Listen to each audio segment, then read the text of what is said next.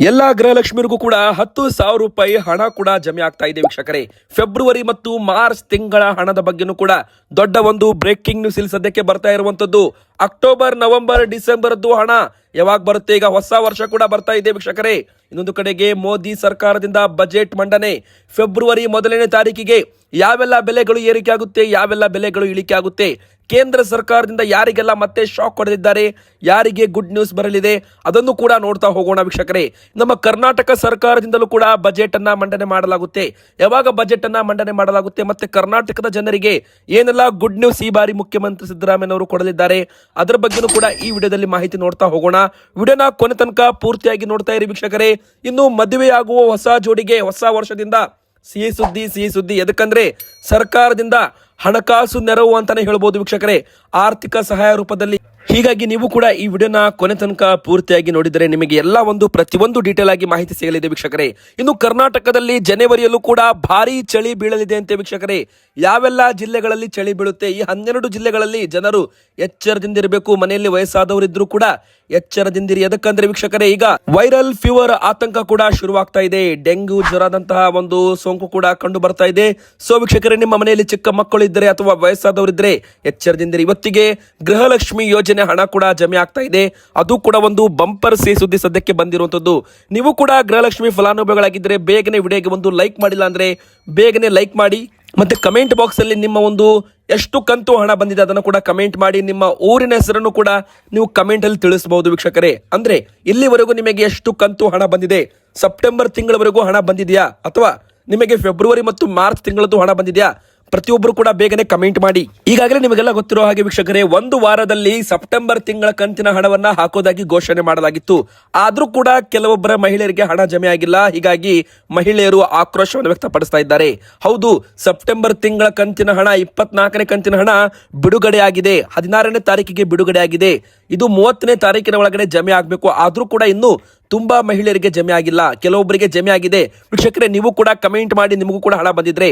ಈಗ ಸರ್ಕಾರದಿಂದ ಬಾಕಿ ಇರೋದು ಅಂದ್ರೆ ಅಕ್ಟೋಬರ್, ನವೆಂಬರ್ ಹಾಗೂ ಡಿಸೆಂಬರ್ ತಿಂಗಳದ್ದು 3 ತಿಂಗಳದ್ದು ಪೆಂಡಿಂಗ್ ಉಳಿಯುತ್ತೆ. ಇನ್ನೊಂದು ಕಡೆಗೆ ಫೆಬ್ರವರಿ ಮತ್ತು ಮಾರ್ಚ್ ತಿಂಗಳದ್ದು ಕೂಡ ಪೆಂಡಿಂಗ್ ಇದೆ ಅಂತ ಖುದ್ದು ಸರ್ಕಾರವೇ ಒಪ್ಪಿಕೊಂಡಿದೆ. ಸೊ ವೀಕ್ಷಕರೇ, ಒಟ್ಟು ಇಲ್ಲಿ 5 ಕಂತು ಈಗ ಸರ್ಕಾರದಿಂದ ಗೃಹಲಕ್ಷ್ಮಿಯರಿಗೆ ಹಣ ಬರೋದು ಬಾಕಿ ಇದೆ ಅಂತಾನೂ ಕೂಡ ಇಲ್ಲಿ ಹೇಳಲಾಗ್ತಾ ಇದೆ ವೀಕ್ಷಕರೇ. ಆದ್ರೆ ಸೆಪ್ಟೆಂಬರ್ ತಿಂಗಳ ಹಣ ಆಲ್ಮೋಸ್ಟ್ ಎಲ್ಲಾ ಜಿಲ್ಲೆಗಳಿಗೂ ಕೂಡ ಕವರ್ ಮಾಡಲಾಗಿದೆ. ಹೌದು, ಬೀದರ್, ಯಾದಗಿರಿ, ಕಲಬುರಗಿ ಆಗಿರ್ಬೋದು ವೀಕ್ಷಕರೇ, ಉತ್ತರ ಕರ್ನಾಟಕದ ಭಾಗದಲ್ಲಿ, ದಕ್ಷಿಣ ಕರ್ನಾಟಕದ ಭಾಗದಲ್ಲಿ ಬೆಂಗಳೂರು, ತುಮಕೂರು, ಮಂಡ್ಯ, ಮೈಸೂರು, ಹಾವೇರಿ, ಹಾಸನ, ಕೊಡಗು, ಉತ್ತರ ಕನ್ನಡ, ದಕ್ಷಿಣ ಕನ್ನಡ, ಉಡುಪಿ ಈ ಭಾಗದಲ್ಲೂ ಕೂಡ ಮಹಿಳೆಯರ ಅಕೌಂಟ್ಗೆ ಹಣ ಬಂದಿದೆ. ಇನ್ನು ಬೆಳಗಾವಿ ಜಿಲ್ಲೆಯಲ್ಲೂ ಕೂಡ ಈಗಾಗಲೇ ತುಂಬಾ ಮಹಿಳೆಯರಿಗೂ ಗೃಹಲಕ್ಷ್ಮಿ ಯೋಜನೆ ಹಣವನ್ನ 2,000 ರೂಪಾಯಿ ಸೆಪ್ಟೆಂಬರ್ ತಿಂಗಳ ಹಣವನ್ನ ಜಮೆ ಮಾಡಲಾಗಿದೆ. ಕೆಲವೊಬ್ಬರಿಗೆ ನಿನ್ನೆ ತಾನೇ 2,000 ರೂಪಾಯಿ ಜಮೆ ಆಗಿದ್ರೆ, ಕೆಲವೊಬ್ಬರಿಗೆ ಇವತ್ತು ಬೆಳಗ್ಗೆಯಿಂದಲೇ 2,000 ರೂಪಾಯಿ ಹಣ ಜಮೆ ಆಗಲು ಕೂಡ ಶುರುವಾಗಿದೆ. ಒಮ್ಮೆ ಬಾರಿ ಸರ್ಕಾರ ಹಣ ಬಿಡುಗಡೆ ಮಾಡಿದರೆ ನಿಮ್ಮ ಅಕೌಂಟ್ಗೆ ಹಣ ಬರಬೇಕಂದ್ರೆ 12ರಿಂದ 14 ದಿನದ ಸಮಯ ಬೇಕಾಗುತ್ತದೆ. ತಾಲೂಕ್ ಪಂಚಾಯತ್ ಮೂಲಕ ಹಣ ನಿಮ್ಮ ಅಕೌಂಟ್ಗೆ ಬರಬೇಕಂದ್ರೆ ವೀಕ್ಷಕರೇ. ಸೊ ಈಗ 16ನೇ ತಾರೀಕಿಗೆ ಹಣ ಬಂದು ಬಿಡುಗಡೆ ಆಗಿತ್ತು ಗೃಹಲಕ್ಷ್ಮಿ ಯೋಜನೆಯ ಸೆಪ್ಟೆಂಬರ್ ತಿಂಗಳ 24ನೇ ಕಂತಿನ ಹಣ. ಈಗ ಆ ಹಣ 30ನೇ ತಾರೀಕಿನ ಒಳಗೆ ಪ್ರತಿಯೊಬ್ಬರ ಅಕೌಂಟ್ಗೂ ಕೂಡ 100% ಇಲ್ಲಿ ಜಮೆ ಆಗುತ್ತೆ. ಒಮ್ಮೆ ಬಾರಿ ನೀವು ಕೂಡ ನಿಮ್ಮ ಗೃಹಲಕ್ಷ್ಮಿ ಅಕೌಂಟ್ ಅನ್ನ ಚೆಕ್ ಮಾಡಿಕೊಳ್ಳಿ. ಆದ್ರೆ ಈಗ ಬಾಕಿ ಇರೋದು ಅಂದ್ರೆ ಫೆಬ್ರವರಿ ಮತ್ತು ಮಾರ್ಚ್ ತಿಂಗಳ ಹಣ ಯಾವಾಗ ಹಾಕ್ತೀರಾ ಅಂತ ಈಗ ಮತ್ತೆ ಬಿಜೆಪಿದವರು, ವಿರೋಧ ಪಕ್ಷದವರು ಸರ್ಕಾರಕ್ಕೆ ಪ್ರಶ್ನೆ ಮಾಡ್ತಾ ಇದ್ದಾರೆ. ಸಿಎಂ ಅವರು ಹೇಳಿ 20 ದಿನವಾಯ್ತು, ಇನ್ನೂ ಕೂಡ ಗೃಹಲಕ್ಷ್ಮಿ ದುಡ್ಡು ಬಂದಿಲ್ಲ, ಎಲ್ಲೋಯ್ತು 5,000 ಕೋಟಿ ರೂಪಾಯಿ? ಮಹೇಶ್ ತೆಂಗಿನಕಾಯಿ ಅವರು ಪ್ರಶ್ನೆ ಮಾಡ್ತಾ ಇದ್ದಾರೆ. ಯಾರಿಗೆಲ್ಲ ಫೆಬ್ರವರಿ ಮಾರ್ಚ್ ತಿಂಗಳ ಹಣ ಬಂದಿಲ್ಲ ಅವರಿಗೂ ಕೂಡ ಹಣವನ್ನ ಜಮೆ ಮಾಡೋದಾಗಿ ಒಂದು ಭರವಸೆಯನ್ನು ಕೂಡ ಕೊಡಲಾಗಿದೆ ವೀಕ್ಷಕರೇ. ಈಗ ಕೇಂದ್ರ ಸರ್ಕಾರದ ಬಜೆಟ್ ಕೂಡ ಶುರುವಾಗ್ತಾ ಇದೆ. ಹೌದು, ಇದೇ ಫೆಬ್ರವರಿ 1ನೇ ತಾರೀಕಿಗೆ ಬಜೆಟ್ ಅನ್ನ ಮಂಡನೆ ಮಾಡಲು ಕೇಂದ್ರ ಸರ್ಕಾರ ಈಗಾಗಲೇ ಒಂದು ಹೇಳಿಕೆಯನ್ನ ಕೊಟ್ಟಿರುವಂತದ್ದು ವೀಕ್ಷಕರೇ. ಮಧ್ಯಮ ವರ್ಗದ ಜೇಬಿಗೆ ಕತ್ತರಿ ಬೀಳುವುದು ತಪ್ಪುತ್ತಾ? ಟ್ಯಾಕ್ಸ್ ಇಳಿಕೆ ಆಗುತ್ತಾ? ಮನೆ ಸಾಲದ ಬಗ್ಗೆ ಕೂಡ ಒಂದು ಗುಡ್ ನ್ಯೂಸ್ ಬಂದಿದೆ ವೀಕ್ಷಕರೇ. ಇತ್ತೀಚಿನ ದಿನಗಳಲ್ಲಿ ಬೆಲೆ ಏರಿಕೆ ನೋಡಿ ಜನರು ಕಂಗಾಲಾಗಿ ಹೋಗಿದ್ದಾರೆ. ಕೈಗೆ ಬಂದ ಸಂಬಳದಲ್ಲಿ ಅರ್ಧ EMI ಹೋಗ್ತಾ ಇದೆ. ಇನ್ನು ಹಣದುಬ್ಬರ ಮತ್ತು ಕೆಲಸದ ಅನಿಶ್ಚಿತತೆ ಬೇರೆ. ಹೀಗಿರುವಾಗ ಎಲ್ಲರ ಕಣ್ಣು ಈಗ ಬಜೆಟ್ ಮೇಲೆ ಬಿದ್ದಿದೆ. 2026 ಫೆಬ್ರವರಿ 1ನೇ ತಾರೀಕಿಗೆ ಬಜೆಟ್ ಅನ್ನ ಮಂಡನೆ ಮಾಡಲಾಗ್ತಾ ಇದೆ. ಫೆಬ್ರವರಿ 1ನೇ ತಾರೀಕು ಈ ಬಾರಿ ಭಾನುವಾರ ಬಂದಿದ್ರು ಕೂಡ ಬಜೆಟ್ ಅನ್ನ ಮಂಡನೆ ಮಾಡ್ತಾರಾ ಎಂಬ ಪ್ರಶ್ನೆ ಕೂಡ ಮೂಡ್ತಾ ಇದೆ. ಅದಕ್ಕಂದ್ರೆ ವೀಕ್ಷಕರೇ, ಇಲ್ಲಿ ಮುಖ್ಯವಾಗಿ ಕೇಂದ್ರ ಸರ್ಕಾರ ಭಾನುವಾರವೂ ಕೂಡ ಬಜೆಟ್ ಮಂಡನೆ ಮಾಡಿದರೆ ಇದು ಇತಿಹಾಸವೇ ಆಗಲಿದೆ. ಭಾರತದ ಇತಿಹಾಸದಲ್ಲಿ ಭಾನುವಾರ ಫೆಬ್ರವರಿ 1ನೇ ತಾರೀಕು ಯಾರು ಕೂಡ ಬಜೆಟ್ ಮಂಡನೆ ಮಾಡಿಲ್ಲ. ಭಾನುವಾರ ಈ ಬಾರಿ ನಿರ್ಮಲಾ ಸೀತಾರಾಮನ್ ಅವರು ಭಾನುವಾರ ಬಜೆಟ್ ಮಂಡನೆ ಮಾಡೋದರ ಮೂಲಕ ಒಂದು ಇತಿಹಾಸವನ್ನ ಬರೆಯಲಿದ್ದಾರೆ. ಇನ್ನೊಂದು ಕಡೆಗೆ ಟ್ಯಾಕ್ಸ್ ಟೆನ್ಷನ್ ಕಡಿಮೆ ಮಾಡುವ ಒಂದು ಗುರಿ ಇದೆ ಅಂತಾನೂ ಕೂಡ ಹೇಳಲಾಗ್ತಾ ಇದೆ. ಅಂದ್ರೆ ಮಿಡಲ್ ಕ್ಲಾಸ್ ಫ್ಯಾಮಿಲಿಗಳಿಗೆ ಟ್ಯಾಕ್ಸ್ ತೆರಿಗೆ ಹೊರೆ ಆಗದಂತೆ ನೋಡಿಕೊಳ್ಳಲು ಈ ಬಾರಿ ಬಜೆಟ್ನಲ್ಲಿ ಹೆಚ್ಚು ಒಂದು ಟ್ಯಾಕ್ಸ್ ಉಳಿತಾಯದ ಬಗ್ಗೆ ಸ್ಕೀಮ್ಸ್ಗಳ ಬಗ್ಗೆನೂ ಕೂಡ ಅಪ್ಡೇಟ್ ಆಗಲಿದೆ ಎಂಬುವ ಮಾಹಿತಿ ಸಿಕ್ಕಿದೆ. ಆರೋಗ್ಯ ವಿಮೆ ಮಾಡಿಸಿದವರಿಗೂ ಕೂಡ ಕಡಿತವನ್ನ ಮಾಡೋದಕ್ಕೆ ಹೆಚ್ಚಳವನ್ನ ಮಾಡಲಾಗ್ತಾ ಇದೆ. ಸ್ವಂತ ಮನೆ ಕಂಡವರಿಗೆ ಸಾಲ ಮಾಡೋರಿಗೂ ಕೂಡ ಒಂದು ಸಿಹಿ ಸುದ್ದಿ ಕೊಡಲಿದ್ದಾರಂತೆ. ಇದಾದ ಬಳಿಕ ನಮ್ಮ ಕರ್ನಾಟಕ ಸರ್ಕಾರದ ಬಜೆಟ್ ಕೂಡ ಮಂಡನೆ ಆಗಲಿದೆ ವೀಕ್ಷಕರೇ. ಹೌದು, ಮಾರ್ಚ್ ತಿಂಗಳಲ್ಲಿ ಮುಖ್ಯಮಂತ್ರಿ ಸಿದ್ದರಾಮಯ್ಯನವರು ಕೂಡ ಆ ಬಜೆಟ್ ಅನ್ನ ಇಲ್ಲಿ ಮಂಡನೆ ಮಾಡಲು ತೀರ್ಮಾನವನ್ನ ಮಾಡಿದ್ದಾರೆ. ಹೌದು, ಈ ಒಂದು ವರ್ಷದಲ್ಲಿ ಅಂದ್ರೆ 2026ರಲ್ಲಿ ಕೇಂದ್ರ ಸರ್ಕಾರವು ಬಜೆಟ್ ಮಂಡನೆ ಮಾಡುತ್ತೆ. ಅದೇ ತರ ಕರ್ನಾಟಕ ಸರ್ಕಾರದಿಂದಲೂ ಕೂಡ ಬಜೆಟ್ ಅನ್ನ ಮಂಡನೆ ಮಾಡಲಾಗುತ್ತೆ. ಆದ್ರೆ ಈ ಬಾರಿ ನಮ್ಮ ಬಜೆಟ್ ಗಾತ್ರ ಕರ್ನಾಟಕದ್ದು 6% ಇಲ್ಲಿ ಇಳಿಕೆ ಆಗಲಿದೆ ಅಂತೆ.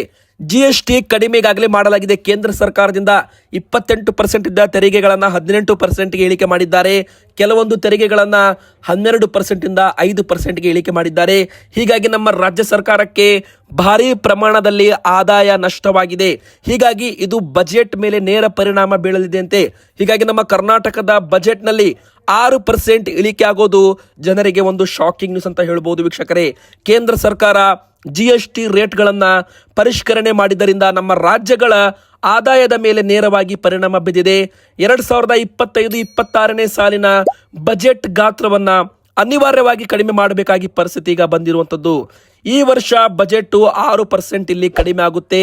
ಅಂದ್ರೆ ವೀಕ್ಷಕರೇ 9,000 ಕೋಟಿ ರೂಪಾಯಿ ಬಜೆಟ್ನಲ್ಲಿ ಕಡಿಮೆಯನ್ನ ಮಾಡಲಾಗ್ತಾ ಇದೆ. 9,000 ಕೋಟಿ ರೂಪಾಯಿ ರಾಜ್ಯ ಸರ್ಕಾರಕ್ಕೆ ನಷ್ಟವಾಗಿದೆ ಅಂತಾನೆ ಅರ್ಥ ಅಂತಾನು ಕೂಡ ಇಲ್ಲಿ ಹೇಳ್ಬಹುದು ವೀಕ್ಷಕರೇ. ಬನ್ನೀಗ ಮತ್ತೊಂದು ದೊಡ್ಡ ಬ್ರೇಕಿಂಗ್ ನ್ಯೂಸ್ ಏನಂತ ನೋಡೋಣ. ಅಂತರ್ಜಾತಿ ವಿವಾಹಿತರಿಗೆ ಪ್ರೋತ್ಸಾಹಧನ ಕೊಡಲು ಸರ್ಕಾರ ತೀರ್ಮಾನ ಮಾಡಿದೆ. ಸಮಾಜ ಕಲ್ಯಾಣ ಇಲಾಖೆ ವತಿಯಿಂದ. ಹೌದು ವೀಕ್ಷಕರೇ, ಪರಿಶಿಷ್ಟ ಜಾತಿ ಯುವಕರು ಇತರೆ ಜಾತಿಯ ಯುವತಿಯರನ್ನ ವಿವಾಹವಾದಲ್ಲಿ ಮದುವೆ ಆದಲ್ಲಿ ಅಂತ ದಂಪತಿಗಳಿಗೆ 2,50,000 ರೂಪಾಯಿಗಳ ಪ್ರೋತ್ಸಾಹಧನ ಕೊಡಲು ನಿರ್ಧಾರವನ್ನ ಮಾಡಲಾಗಿದೆ. ಇನ್ನೊಂದು ಕಡೆಗೆ ಪರಿಶಿಷ್ಟ ಜಾತಿ ಯುವತಿಯರು ಇತರ ಜಾತಿಯ ಯುವಕರನ್ನ ಮದುವೆ ಆದಲ್ಲಿ ಅಂತ ದಂಪತಿಗಳಿಗೆ 3 ಲಕ್ಷ ರೂಪಾಯಿಗಳ ಪ್ರೋತ್ಸಾಹಧನವನ್ನ ಕೊಡಲಾಗುತ್ತೆ. ಅಂತರ್ಜಾತಿ ವಿವಾಹಿತ ದಂಪತಿಗಳು ಮದುವೆ ಆದ ಉಪನೋಂದಣಿ ಕಚೇರಿಯಲ್ಲಿ ನೋಂದಾಯಿಸಬೇಕು ಹಾಗೂ ಪ್ರೋತ್ಸಾಹಧನಕ್ಕಾಗಿ ಆನ್ಲೈನ್ನಲ್ಲಿ ಅರ್ಜಿ ಹಾಕಬೇಕು ಅಂತ ಹೇಳಲಾಗಿದೆ ವೀಕ್ಷಕರೇ. ಯುವತಿಯ ವಯಸ್ಸು 18ರಿಂದ 42 ವರ್ಷದ ಒಳಗಡೆ ಇರಬೇಕು. ಯುವಕನ ವಯಸ್ಸು 21ರಿಂದ 45 ವರ್ಷವಾಗಿರಬೇಕು ಅಂತಲೂ ಕೂಡ ಸಮಾಜ ಕಲ್ಯಾಣ ಇಲಾಖೆ ವತಿಯಿಂದ ಒಂದು ಪೋಸ್ಟ್ ಅನ್ನ ಹಾಕಲಾಗಿದೆ ಎಕ್ಸ್ ಖಾತೆಯಲ್ಲಿ. ಅಂತರ್ಜಾತಿ ವಿವಾಹದ ಪ್ರೋತ್ಸಾಹಧನ ಅಂತ ಹೇಳ್ಬೋದು ವೀಕ್ಷಕರೇ. ಈ ಒಂದು ಯೋಜನೆಯಡಿಯಲ್ಲಿ ಪರಿಶಿಷ್ಟ ಜಾತಿಯ ಯುವಕ ಯುವತಿಯರು ಇತರೆ ಜಾತಿಯವರನ್ನ ಮದುವೆ ಆದಲ್ಲಿ ಹಂತ ದಂಪತಿಗಳಿಗೆ ಆರ್ಥಿಕ ನೆರವು ಲಭ್ಯವಿರುತ್ತದೆ. ಈ ಮೂಲಕ ಸರ್ಕಾರ ಅಂತರ್ಜಾತಿ ವಿವಾಹಗಳನ್ನ ಉತ್ತೇಜಿಸಿ ಅವರಿಗೆ ಆರ್ಥಿಕ ಬೆಂಬಲ ಕೂಡ ನೀಡ್ತಾ ಇದೆ. ಇನ್ನು ಬನ್ನಿ ವೀಕ್ಷಕರೇ, ಮತ್ತೊಂದು ದೊಡ್ಡ ಬ್ರೇಕಿಂಗ್ ನ್ಯೂಸ್ ಏನಂತ ನೋಡೋಣ. ಚಳಿ ಪ್ರಮಾಣ ತುಂಬಾನೇ ಜಾಸ್ತಿ ಆಗ್ತಾ ಇದೆ ಕರ್ನಾಟಕದಲ್ಲಿ. ಚಳಿ ಜೊತೆಗೆ ಮಂಜಿನ ವಾತಾವರಣ ಮುಂದುವರಿಕೆ ಆಗ್ತಾ ಇದೆ. ಬೆಂಗಳೂರು ಸೇರಿದಂತೆ ಕರ್ನಾಟಕದ 12-13 ಜಿಲ್ಲೆಗಳಲ್ಲಿ ಶೀತ ಒಂದು ಗಾಳಿ ಜೋರಾಗಿದ್ದು ಎಲ್ಲ ಭಾಗಗಳಲ್ಲೂ ಕೂಡ ಚಳಿ ಹಾಗೂ ಒಣ ಹವೆ ಮುಂದುವರಿಯಲಿದೆ ಅಂತ ಹವಾಮಾನ ಇಲಾಖೆ ಮಾಹಿತಿಯನ್ನ ಇಲ್ಲಿ ಕೊಟ್ಟಿರುವಂತದ್ದು ವೀಕ್ಷಕರೇ. ಬೆಂಗಳೂರಿನಲ್ಲೂ ಕೂಡ ಮಂಜು ಮುಸುಕಿದ ವಾತಾವರಣ ಕಂಡು ಬರ್ತಾ ಇದೆ. ಕರ್ನಾಟಕದ ಎಲ್ಲಾ ಜಿಲ್ಲೆಗಳಲ್ಲೂ ಕೂಡ ಮಂಜಿನ ವಾತಾವರಣ ಇರೋದ್ರಿಂದ ಮಕ್ಕಳಿಂದ ಹಿಡಿದು ವಯಸ್ಸಾದವರು ಎಚ್ಚರಿಕೆಯಿಂದ ಇರಬೇಕು. ಬೆಚ್ಚನೆಯ ಉಡುಪು ಧರಿಸುವುದರ ಜೊತೆಗೆ ಸಮತೋಲನ ಆಹಾರ ಸೇವನೆಗೆ ಒತ್ತು ನೀಡುವಂತೆ ಸಲಹೆಯನ್ನ ಕೊಡಲಾಗಿದೆ. ತುಂಬಾ ಚಳಿಯಿಂದ ಜನರ ಆರೋಗ್ಯದಲ್ಲಿ ಏರುಪೇರಾಗ್ತಾ ಇದೆ. ಬೆಚ್ಚಗಿನ ಹೊದಿಕೆ ಹೊತ್ತುಕೊಳ್ಬೇಕು ಹಾಗೂ ಬಿಸಿ ಆಹಾರವನ್ನ ಸೇವನೆ ಮಾಡಬೇಕು ಅಂತ ವೈದ್ಯರು ಸೂಚಿಸಿದ್ದಾರೆ. ಯಾವೆಲ್ಲ ಜಿಲ್ಲೆಗಳಲ್ಲಿ ಹೆಚ್ಚು ಚಳಿ ಬೀಳಲಿದೆ? ಬೆಂಗಳೂರು ಗ್ರಾಮಾಂತರ, ಬಳ್ಳಾರಿ, ಬೆಂಗಳೂರು ನಗರ, ಚಿಕ್ಕಬಳ್ಳಾಪುರ, ದಾವಣಗೆರೆ, ಕೋಲಾರ, ಚಿತ್ರದುರ್ಗ, ಮಂಡ್ಯ, ರಾಮನಗರ, ಚಿಕ್ಕಮಗಳೂರು, ಶಿವಮೊಗ್ಗ, ಹಾಸನ, ಕೊಡಗು, ಚಾಮರಾಜನಗರ ಹಾಗೂ ವೀಕ್ಷಕರಲ್ಲಿ ಮುಖ್ಯವಾಗಿ ಮೈಸೂರು, ತುಮಕೂರು ಮತ್ತು ವಿಜಯನಗರ ಜಿಲ್ಲೆಗಳಲ್ಲೂ ಕೂಡ ಒಂದು ಚಳಿಯ ವಾತಾವರಣ ತುಂಬಾನೇ ಜಾಸ್ತಿ ಆಗಲಿದೆ ಅಂತ ಇಲ್ಲಿ ಹವಾಮಾನ ಇಲಾಖೆ ಹೇಳಿರುವಂತದ್ದು ವೀಕ್ಷಕರೇ. ಇನ್ನು ಕರಾವಳಿ ಜಿಲ್ಲೆಗಳಾದ ಉತ್ತರ ಕನ್ನಡ, ಉಡುಪಿ, ದಕ್ಷಿಣ ಕನ್ನಡದಲ್ಲೂ ಕೂಡ ಇದೇ ತರ ಚಳಿ ಮುಂದುವರಿಯಲಿದೆ. ಇನ್ನು ಉತ್ತರ ಕರ್ನಾಟಕದ ಒಳನಾಡಿನ ಭಾಗಗಳಾದ ಬೀದರ್, ಬೆಳಗಾವಿ, ವಿಜಯಪುರ, ಬಾಗಲಕೋಟೆ, ಯಾದಗಿರಿ ಈ ಭಾಗದಲ್ಲೂ ಕೂಡ ಚಳಿ ಪ್ರಮಾಣ ತುಂಬಾನೇ ಜಾಸ್ತಿ ಆಗಲಿದೆ ಅಂತೆ. ಇನ್ನು ಬಾಗಲಕೋಟೆ, ಹಾವೇರಿ, ಗದಗ, ವಿಜಯಪುರ, ಧಾರವಾಡ, ಕಲಬುರಗಿ, ಕೊಪ್ಪಳ, ಬಳ್ಳಾರಿ, ರಾಯಚೂರು, ಯಾದಗಿರಿ ಮತ್ತು ವಿಜಯನಗರದಲ್ಲೂ ಕೂಡ ಕಳೆದ ಹಲವು ದಿನಗಳಿಂದ ಚಳಿ ಗಾಳಿ ಪ್ರಮಾಣ ಜಾಸ್ತಿ ಆಗಿದೆ ಅಂತಾನೂ ಕೂಡ ಹೇಳಲಾಗ್ತಾ ಇದೆ. ಇನ್ನು ಡೆಂಗು ರೀತಿಯ ಜ್ವರಗಳು ಅಂದರೆ ವೀಕ್ಷಕರೇ ವಾಂತಿ, ಭೇದಿ ಆಗಿರ್ಬೋದು, ಶೀತ, ಜ್ವರ, ಈ ಥರ ಒಂದು ಕೋಲ್ಡ್ ಆಗಿದೆ. ಹೀಗಾಗಿ ಕೆಮ್ಮು, ನೆಗಡಿ, ಶೀತ, ಜ್ವರಗಳು ಕೂಡ ಕಂಡು ಬರ್ತಾ ಇದೆ.